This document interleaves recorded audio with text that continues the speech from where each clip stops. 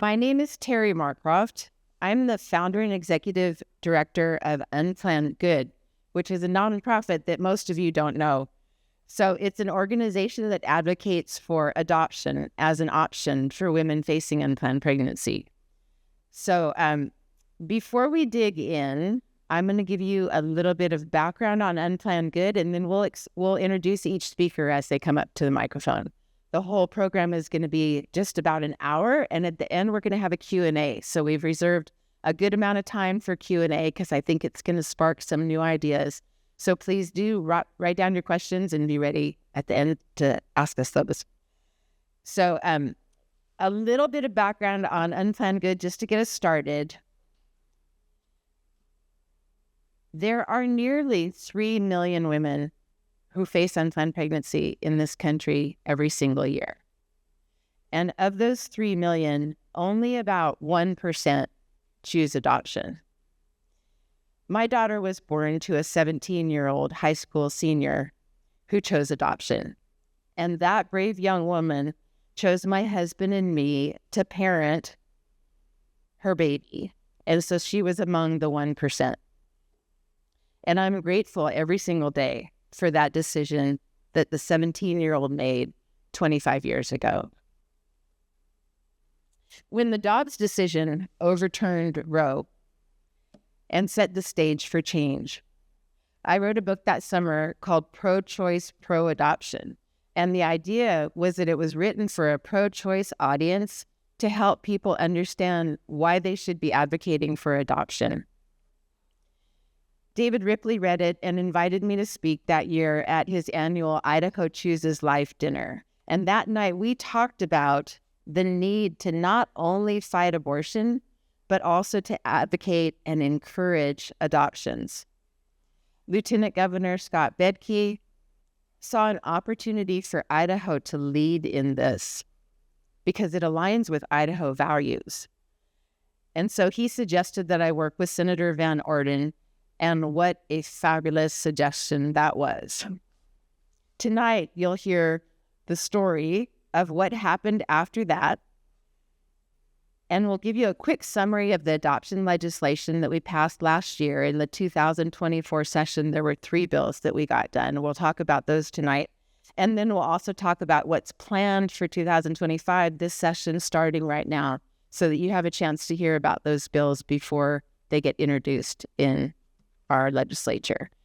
And now I'm going to turn it over to Senator Van Orden, the chair of our Senate Health and Welfare Committee, and she will be giving her opening remarks.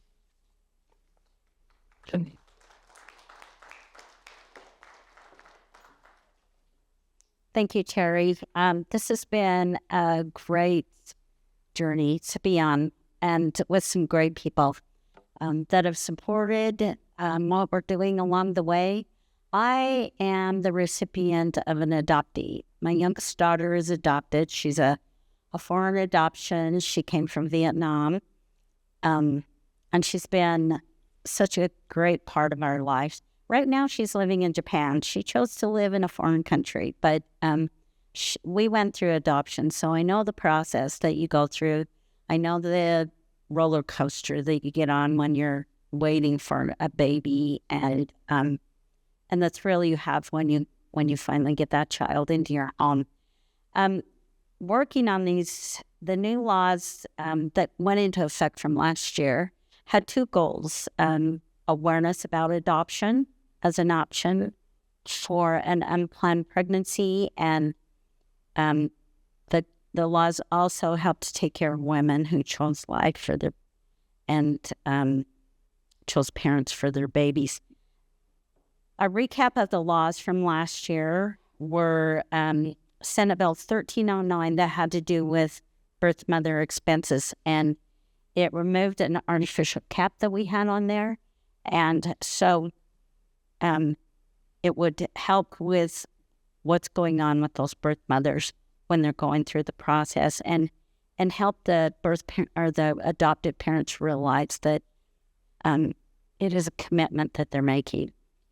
Senate Bill 1368 banned unlicensed internet facilitators in other words, called matchmakers. These facilitators come in, make a lot of promises, take a lot of money, and then the adopted parents might not end up with a baby in the end. So we ask that they be licensed professionals in the state of Idaho. The other ones, the couple of other bills we had was Senate Bill 1272. This was the bill that put in Idaho code the ability for our safe haven facilities to have safe haven baby boxes. This was a personal one to me because the people that brought it to me were my local birthing center, and they wanted to have one of these in their facility. Unfortunately, after it went in, the first baby, the only baby so far that had been placed in this box was a baby that was deceased. And the birth mother, ended up in an unfortunate situation where there was no other way than to charge her with some unfortunate charges that came. And I did talk with the nurses at the birthing center after this happened. They were so very devastated, just heartbroken. But they're not giving up. They still have the box there, and they are hoping that maybe it will be used a number of times. You want it to be used, but you don't want it to be used. But you're so glad it's there if it's used correctly. Senate Bill 1308 was helping to put, when you go upstream from an unplanned pregnancy, it helped with getting adoption education into our high schools and our colleges and universities, so that was put in the curriculum as an option when they talked about reproductive systems or health, women's health care. So those were some of the goals that we had, and we did get them. We did get our pieces through, and the governor signed them into law. So we have been, I think, on the cutting edge is what I call it, noticed for being, I think, one of the first states after the overturn of Roe versus Wade to start addressing adoption in our state. So I asked Terry, she showed me this news clip, so I asked her to show it to you tonight so you can see that we are leading the nation in the option of adoption. I'm here on EWTN News Nightly, including pro-life push, a closer look at Idaho's first in-the-nation measures regarding adoption.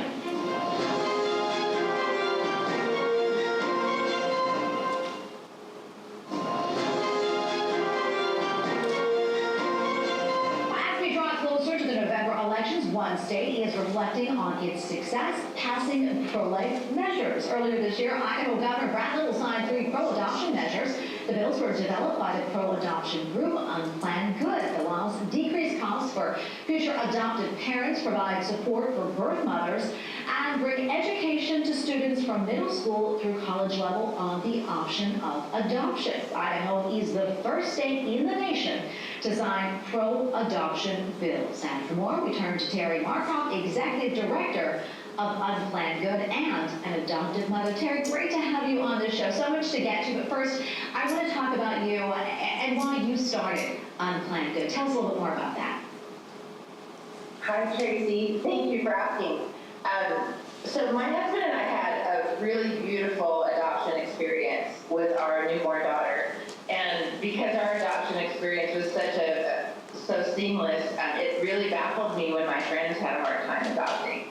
And so they faced infertility, tried to adopt. It just wasn't possible, and that baffled me because there are so many women facing unplanned pregnancy in this country, almost 3 million a year, that I had to look into that. And when I found out that less than 1% of them choose adoption, I thought, we have to do something about that. We can bring that number up.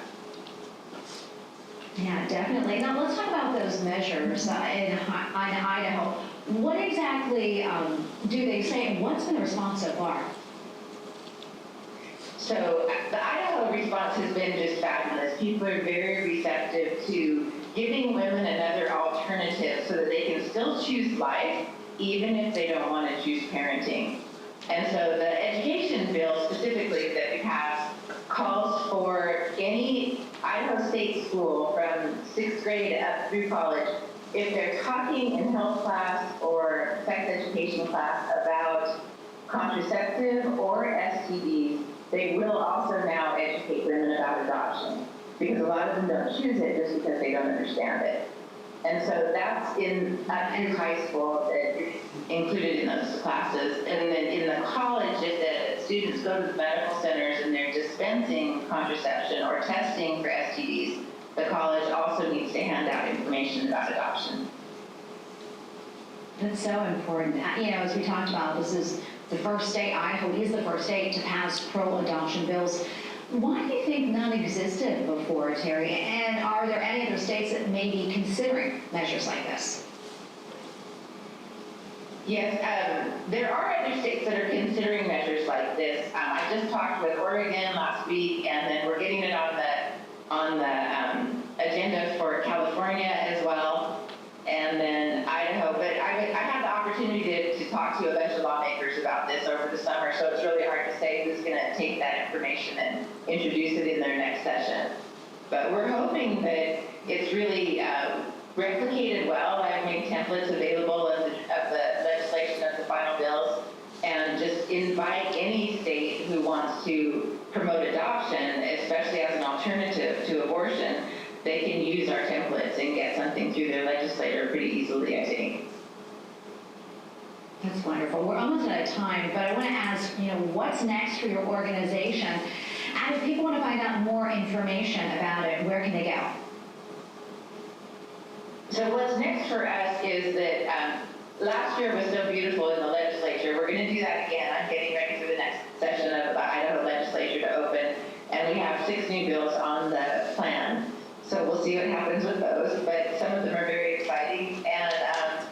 And then how people get in touch with us, you can find us at unplannedgood.org, which has a whole lot of resources about adoption, funding adoptions, finding the right woman to work with in your adoption, and then contacting us to have your stories posted, because that's one of the most important pieces of education for young women, to hear the stories of other women who've chosen adoption. So all of that's at unplannedgood.org. That is wonderful. It is so important. Terry, thank you so much for speaking with us and all that you're doing. We really appreciate it. God bless.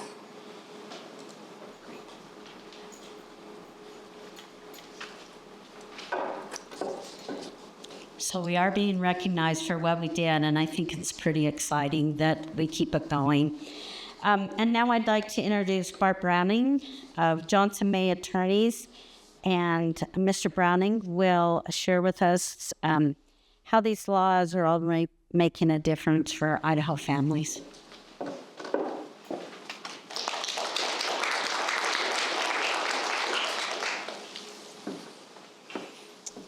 Thank you, Senator Van Orden, and thanks everybody for the gracious invite. And to the legislators, thank you for your service. I had a law partner, Mark Stubbs, who was in the legislature for years back in the day, and we always supported him when he was in Boise. Our headquarters was in Twin, and he would come up here for 4 months and stay in a hotel and have a per diem and gripe about it, but made some great law, and we appreciate that. So it was fun to see that from perspective of a law partner.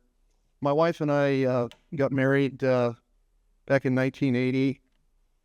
Gail was 18, I was 22. Off to college we went. Thought we might have a large family. We're living at married student housing. It seemed like everybody else was getting pregnant except for us. There were 80 families in that group. My recollection is there were 79 babies born per year. And I'm sure that was just my perception, but the pressure was on, so to speak, and we couldn't get pregnant. We finished at undergrad. Gail got her teaching degree. I went on to law school, and by the time I got out of law school and had just passed the bar, we had our first son who was adopted. We were told by Health and Welfare that we're on the front edge of open adoptions, one of the first families in Idaho to have an open adoption. back in 85. And then with the advent of the internet and social media, things are really open, genetic testing, the whole thing is blown wide open. So it's been fun to have that experience. We went 2 years. A friend of mine, an attorney in Pocatello, called one afternoon and said, there was a baby born this afternoon, a little girl, but the adoptive couple wants a boy, and they're out. Are you in? So I called Gail. She was with our 2-year-old son at swimming practice out at the country club in Pocatello. And I said, Gail, what do you think? Do you want to have a girl? And she said, yeah, I'll like a girl someday. And I said, how about in the next 2 hours? And we jumped in. We went to Target and got, I don't know, Target or wherever we went. We got some Similac and some diapers. And sometimes that's how it goes. I remember my wife we were at the hospital first go around, and the attorney, great attorney, by the way, appreciated his great example, said, hey, I need $800 now in order to keep going. This was at the hospital, and I didn't have $800. So I called my dad, and he fronted the $800, and we took our son home. He didn't need it, but the hospital demanded it, and we've since become better at that. So what happened is friends started finding out that I was doing adoptions.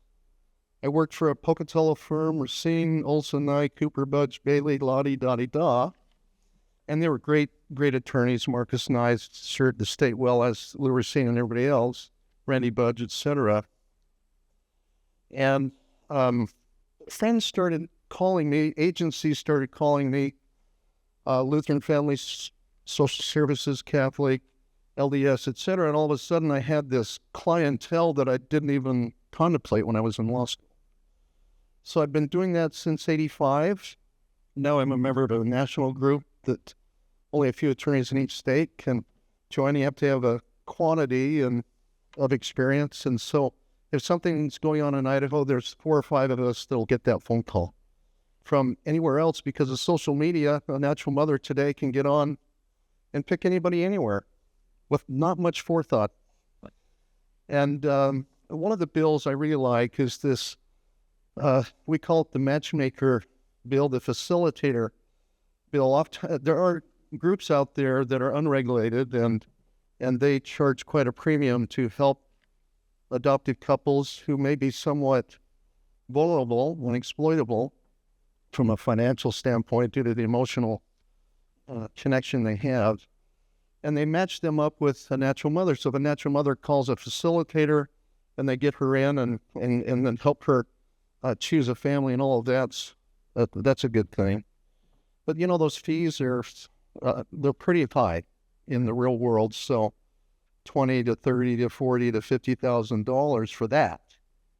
Now what happens is there's not much social work, no home studies, no criminal, not much goes on, and not even boots on the ground, I've found out, because that mother needs all the help and empowerment that she can get. And all of a sudden, she's just been matched, and that's about it.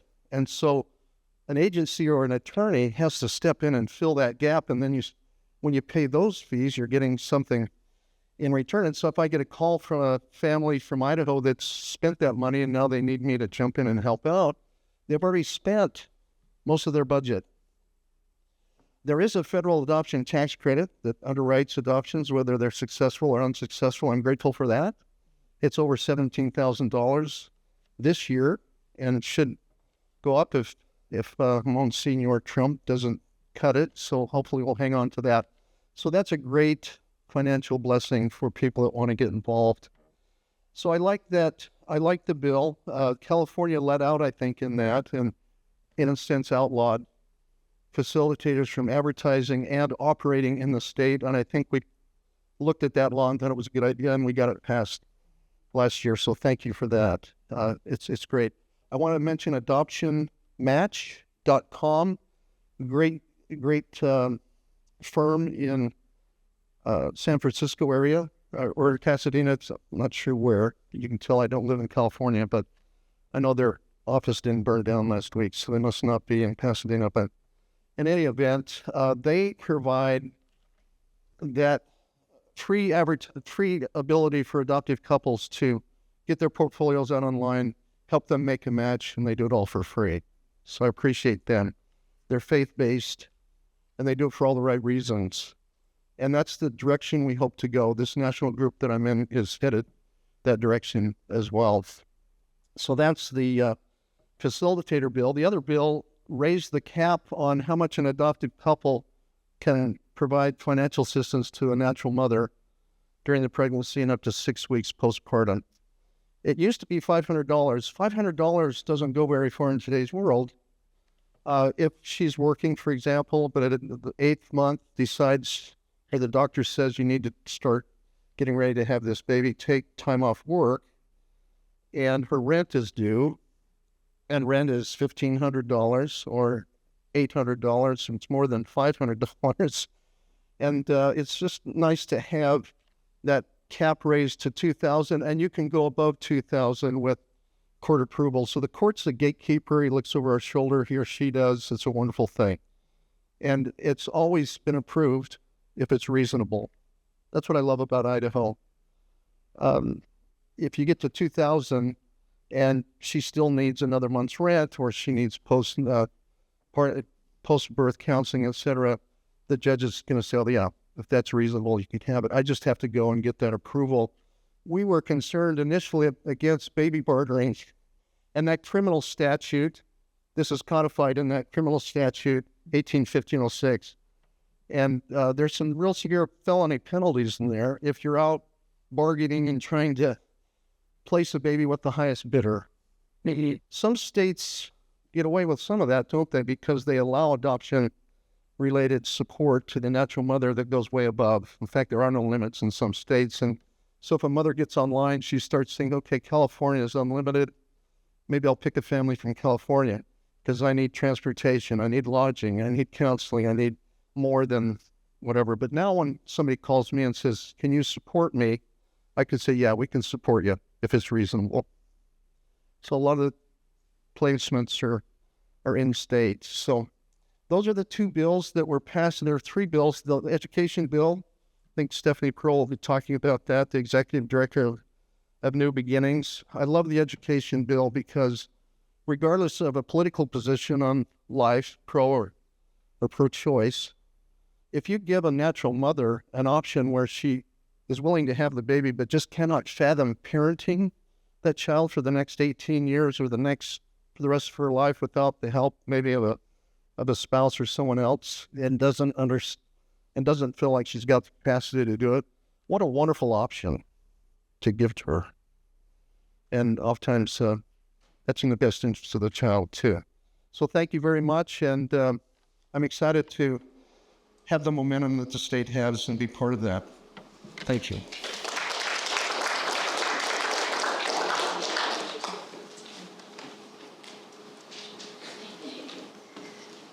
Hello, it's so good to see everybody. My name is Stephanie Pearl, and I am the founder and executive director of a New Beginning Adoption Agency here in Idaho. We have been around for 22 years now. I've been doing adoptions for 25 years. I'm an adoptive mom. We adopted our daughter from China when she was 9 months, and she's 23 now. But adoption is my life, and it has been for many, many years. And I think the thing that I am the most excited about going on is how we can support birth moms, because that is what I'm truly passionate about, and babies and children as well. And so the policies, the legislation that we're working on to provide more support, whether it's the fees, to increase the fees like happened last year that we can, like Bart talked about, that is a good thing. And also the facilitation bill is a good thing too, because when Terry called me, when I reached out to me the first time that we met, she mentioned the facilitation bill and what she was wanting to do. And I always said that I would retire if that bill passed in Idaho, because I was the one through the years that was cleaning up the pieces. And so we would have birth moms come to us, and they had worked with an out-of-state facilitator and got zero support. I had suicidal birth moms that I was talking to that said they came and they took my baby. The family isn't in Idaho. I got no support. I got no assistance. And I was the one who had to deal with that. And so for years, I was just like, what can I do? And I didn't know what to do. And then along came Terry. And I'm not retiring because I'm more excited now about adoption in this state. But just thank you to those of you that were a part of that. That was a huge, huge win for Idaho. And then what I didn't bring any notes. I always do better if I don't bring notes. So now I'm totally. But anything we can do to support birth moms, anything at all, we need to be doing that. Raising the fees of how much we can provide assistance has been huge too, because the other thing that would happen is we would work with so many birth moms that worked with agencies out of state that were given tens of thousands of dollars. And so then of course they were going to that agency and not getting the support locally. And so these bills keep birth moms in Idaho placing with Idaho families. And that's what we wanted to see here. So thank you for everything you're doing. Thank you for keeping the child in mind first and taking care of birth moms. I just really cannot tell you how appreciative I am of that. So Megan is our next speaker, and just love Megan. Megan's a comedian and a birth mom. And you don't have to be funny. You will be funny. You're always funny. Funny. You're always funny. So, but birth mom and come on up. Amazing.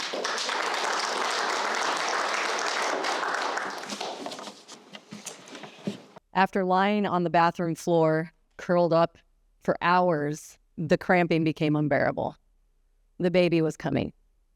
I was a scared teenage religious girl growing up right here in Boise who had just hidden my entire pregnancy until I no longer could.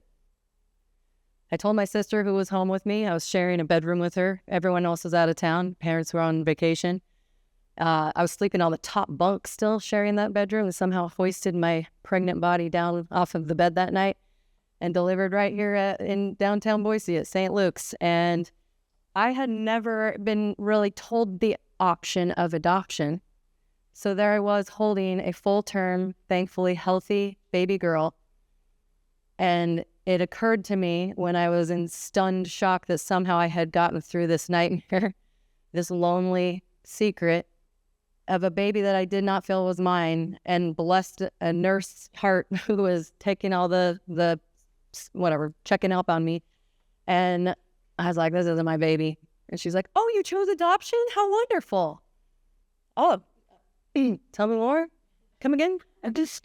So within a few hours, I had family services bring down a stack of what looked like big old scrapbook pages so I could pick a family for this new baby. Had a baby in one arm and flipping through these things and looked through. I'm like, how am I supposed to choose a family without having really any specific guidance, right? And started looking for things. Well, what I want to be when I grow up. They did camping and music, and right down to they drove a Jeep Wrangler. That's what did it. So I chose adoption and moved on with my life. And I had the one thing I knew to do while I was pregnant was I visited a Planned Parenthood because I had heard that's where you go in crisis. And unfortunately, I was not given a lot of options besides, you should probably tell your parents. And I already decided I wasn't going to do that. There's a lot of shame and fear and guilt that goes along with these situations. And not having that option told to me was a challenge. I didn't know what way was up until I finally had some more information. So it has become something very important to me when, after not talking about my adoption story for 15 years, which was a semi-open adoption back then in 1999, it was not, the wide open stuff was not really a big thing. Thankfully, over time, it has been blown wide open, and I have had the opportunity to reunite with that daughter before her senior year and get to talk to her almost on a daily basis, and I'm friends with her family. She's married and has a couple of babies. I'm a grandma. And seeing the blessing that comes from having those questions answered and the connection and the expansion of love that is around that. And for me, it became a huge opportunity to start opening up the conversation on something that's very uncomfortable for everybody. But if there are 3 million cases of this that we know about, for sure, they are not all being reported. If there are 3 million unplanned pregnancies happening per year, and we know that whether we like or agree with them, there are 3 options on the table, and they are permanent decisions that affect everybody involved for the rest of their lives. It's about education. It's about love. It's about providing resources.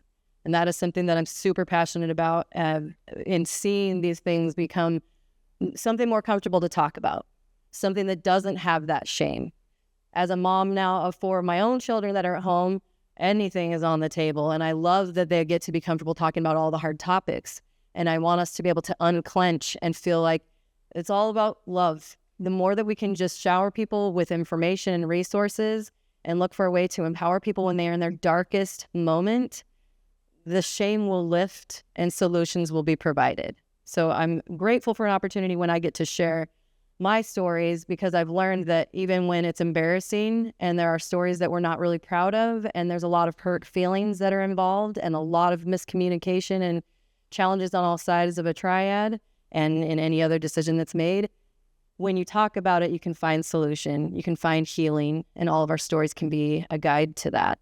And I've learned that shame cannot survive in the spotlight, and that's why we need to send some light onto this matter. So sorry I'm not really very funny tonight, but I do have a show on February 7th. So catch me in the comedy stuff, but this is something that really is deeply important to me. And I do have adoption jokes. I just didn't realize that this could have possibly been the place for it. But I just want to challenge everybody to soften their hearts and know that the only way we can make progress is to really, truly listen, to know that, especially where religion is involved and a lot of the things that it feels like we're doing these things. I'm like, if we really want to be that way, if I just imagine that my Lord and Savior Jesus Christ is standing right next to me, all he's going to want me to do is encourage love and as much support and resources as is humanly possible so that we can get through this life with a little more joy. Thank you. And up next, back to Senator Van Orden.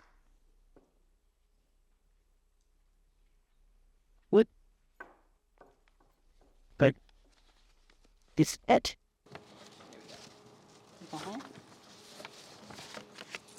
So what month was it that you did the event over at Lennon Building? November. In November, Terry and these lovely ladies put on another event, and I believe Megan was the MC that night, and her story was so incredible of how she went through that and an adoption that became an open adoption. And she talked about her lovely daughter and grandchildren, correct? How amazing is that? I thought that was so incredible. And the beauty that can come and the relationship that you have with her adopted parents was incredible too. So thank you for sharing that. I failed to mention, and I think Terry kind of mentioned this, that the education bill that we ran last year is being introduced in 3 other states this year. California, Oregon, and New Hampshire are taking our legislation and running model legislation in their schools. So I think we're doing some good things. Idaho's doing some good things and putting some things on the radar that really need to be done. This year, we are running some legislation, and I want to just give you a rundown on what those pieces. One of those pieces that I'm going to address is it's called post-adoption contract agreements. These are optional agreements, and they are only done in open adoptions in our state. We are not requiring them. We just want to give the opportunity for these post-adoption agreements to be filed with the adoption case, so they are somewhat binding. When I adopted my daughter, one of the requirements that was given to us from the agency was that every year, we would send a letter of how our daughter was doing and pictures from that year.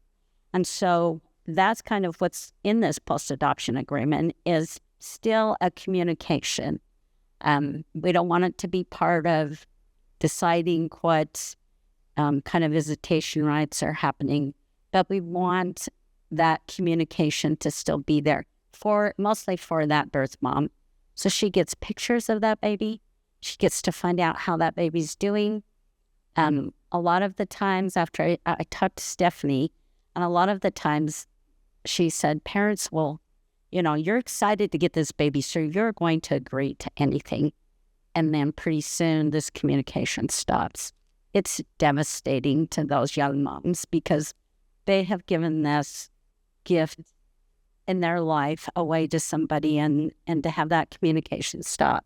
So these post-adoption agreements we'll run legislation on that this year. We still are working on it, so we'll get it drafted.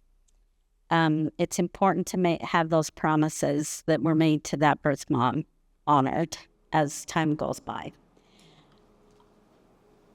So I'm going to let Representative Heather Scott and Representative Tammy Nichols talk about the legislation that they are working on. Gotcha.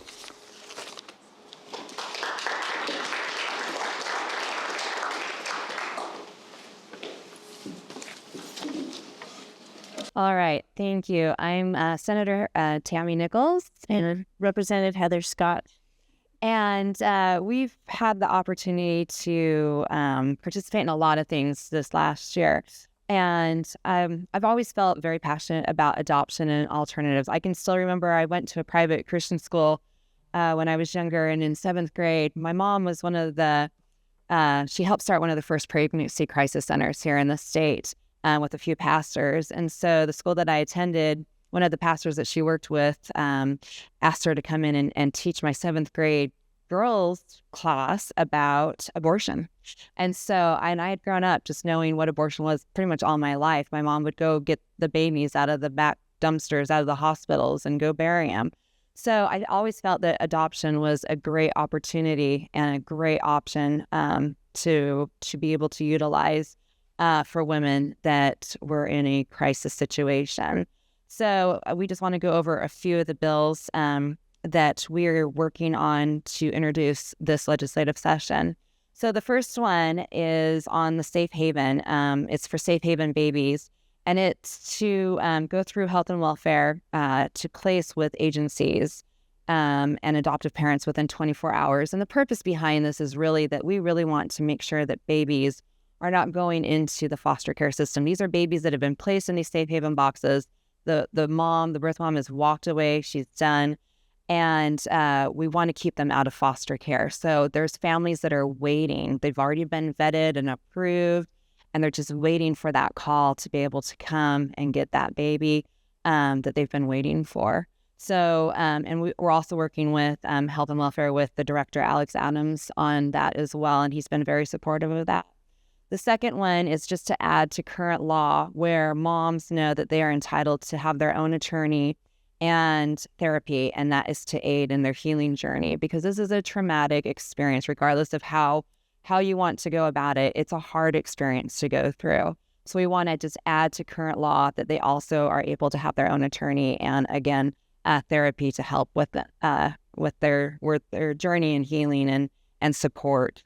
And the last one is one that Heather and I learned about this last year, and that continues in the education component of things.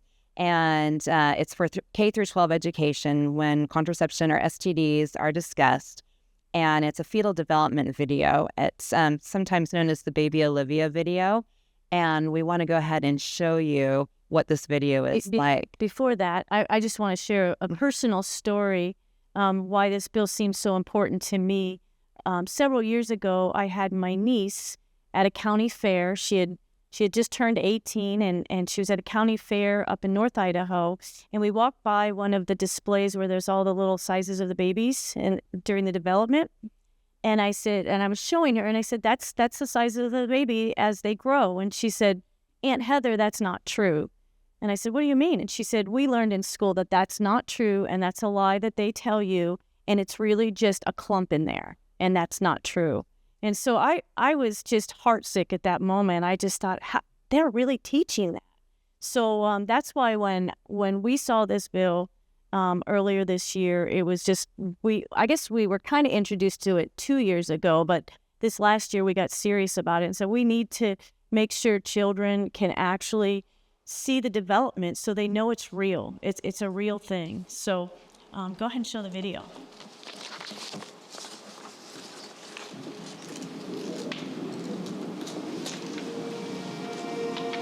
This is Olivia.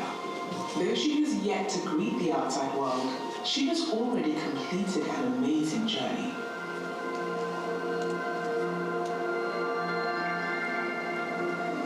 This is the moment that life begins. A new human being has come into existence. At fertilization, her gender, ethnicity, hair color, eye color, and countless traits are already determined. She begins to implant in the uterus about 1 week after fertilization. Her cells organize into what we call an embryo. At 3 weeks and 1 day, just 22 days after fertilization, Olivia's heartbeat can be detected.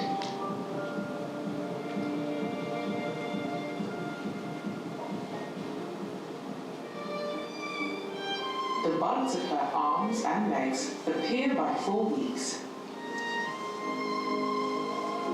She begins to move between 5 and 6 weeks with both spontaneous and reflexive movements. At 6 weeks from fertilization, her brain activity can be recorded and bone formation begins.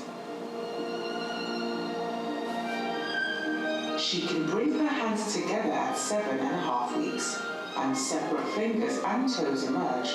She can also begin to hiccup.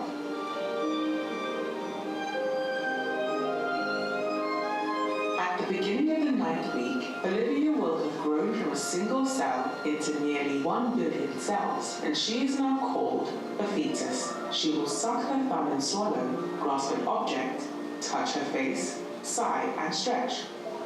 At 11 weeks, she is playing in the womb, moving her body and exploring her environment.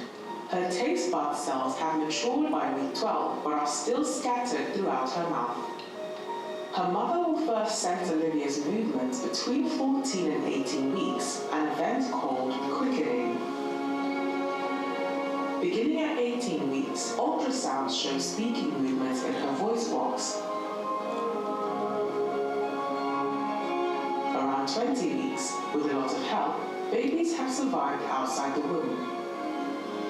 At 27 weeks, her eyes are responding to light. She can recognize her parents' voices and will even recognize lullabies and stories. Olivia has gone on an amazing journey during these last 9 months. She will soon signal to her mother that it is time for delivery and greet the outside world.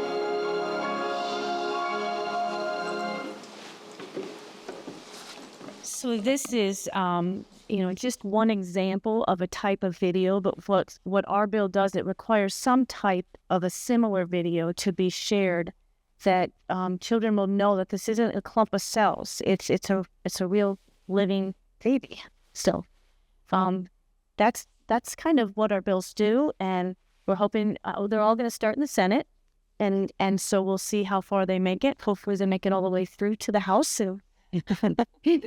Yeah, and we're excited for that. This video that you saw, though, was put on by a organization called Live Action, and Heather and I had the opportunity, along with Terry, to attend, and Jason Gallagher was there too. It's a group where a bunch of legislators from all over the nation get together and talk about adoption issues and pro-life issues and education, and we just kind of brainstorm and talk together. And Idaho was definitely at the forefront of a lot of the conversations because of the work that has been done in our state, and to be able to use that as model legislation in their states. It was kind of interesting because it wasn't just like a bunch of Republicans. There were also Democrats over there too that are pro-life. And so it was really fun to be able to converse with them and talk to them about ideas. And really, it put a spotlight on adoption for the first time on Idaho at this summit. Yeah. Because we were like the rock stars, and we're just like, well, it wasn't really us. It was all of these guys. But there was a lot of work behind the scenes with a lot of different individuals that really worked hard on it. So Heather wanted to talk about an announcement that we have in regards to live action. So yeah, turn to here. It's just a really good group that promotes life in a little different way, and they use a lot of videos, they use a lot of humor, and you would fit in well, and a lot of humor and just some really unique thing. And so what the exciting news we have to announce is they have chose Idaho to do their summit this year, and they will be in North Idaho at the Coeur d'Alene Resort on July 31st through August 3rd. And so we're very excited that many of our legislators in Idaho will get to attend that because it is in our home state, and we're looking forward to doing great things. Yeah. And if you don't follow them, Lila Rose is the one that started the organization, and she has her own story, but they just do an amazing job, and they think outside of the box when it comes to talking about pro-life legislation, adoption, and education. So it's a great way to be able to have those conversations with just about anybody in regards to that, and to help promote what we're trying to do. So, and recently she's been doing a lot of interviews between abortionists that have performed abortions and then survivors of abortion, and get them in the same room and let them talk it through. And it's pretty powerful, some of this stuff, and a lot of good videos. So we would suggest you check them out. It's pretty interesting. And I think that's all we have. That's all we have. So we're going to turn it back over to Senator Van Orden. Thank you. I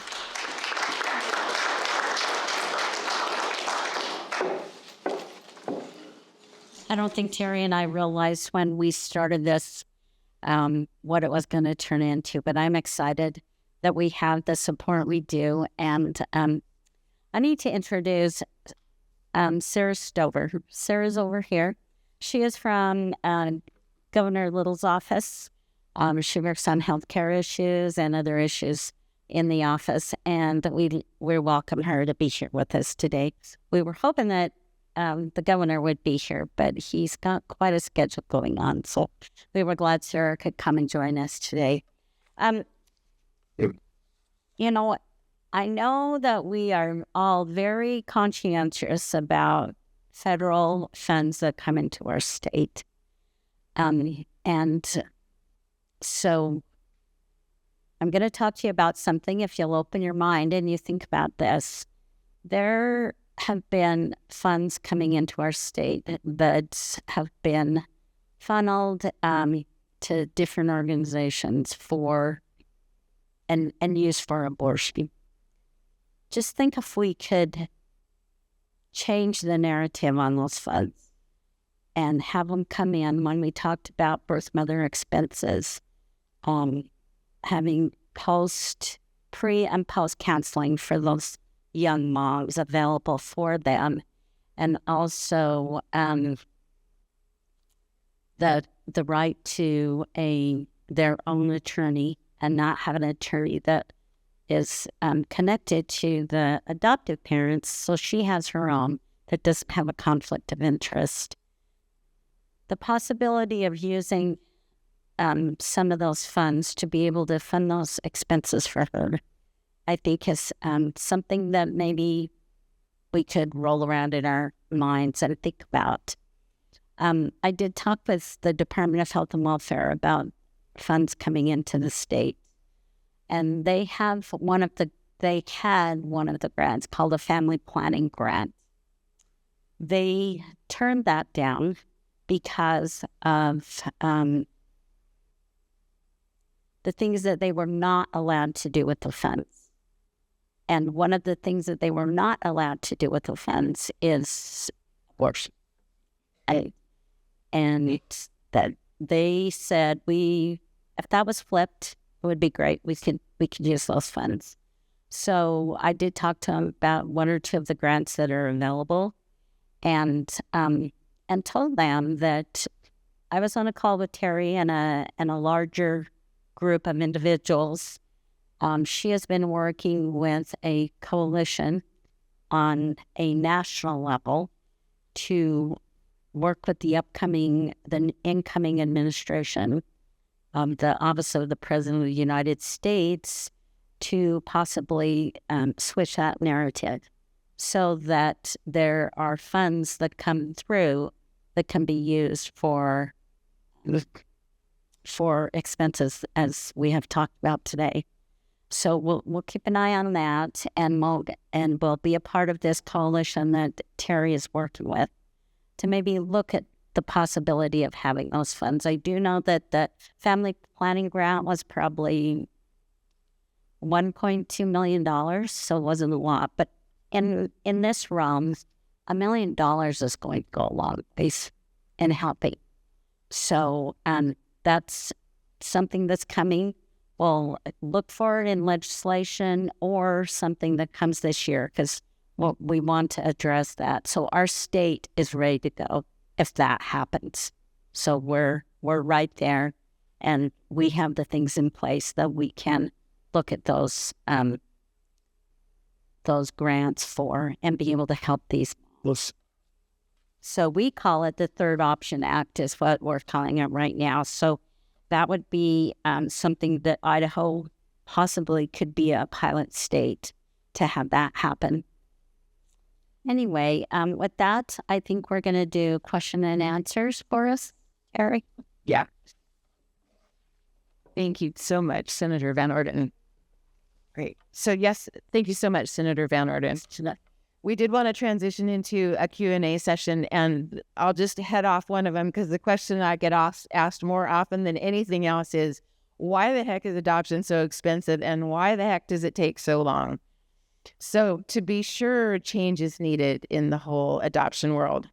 But change begins with how we treat the woman who's trying to decide what to do about her unplanned pregnancy. History has us judging her. But if we just to think about this, if we were instead to embrace her, to inform her, to encourage her, to care for her, to love her, and to support her, there's a good chance that she could choose adoption. And all of this support and encouragement is needed because choosing adoption is not the quick and easy solution the society tells you you can just so easily choose. It's actually a really hard decision, and it's a very difficult road. And so that's why those women need our love and our support and our encouragement. And the women who choose it, I'll just let you know from my personal experience, the women who choose it are so proud of themselves. It's imagine if you had climbed Everest or climbed Half Dome, and then at the other end of that whole difficult challenge, you're so proud of yourself and you realize what you've done. And what you've done is chosen life and then chosen parents and then been able to look back on that and realize that you've also created a new family. So there's so much good to be had in that if only we encourage people. And we applaud Idaho leadership in all things pro-life. And I just wanted to underscore that choosing adoption is the ultimate pro-life, and all of us can encourage that. So we look forward to Idaho's continued leadership in this area, and we ask for your vote of support on these bills.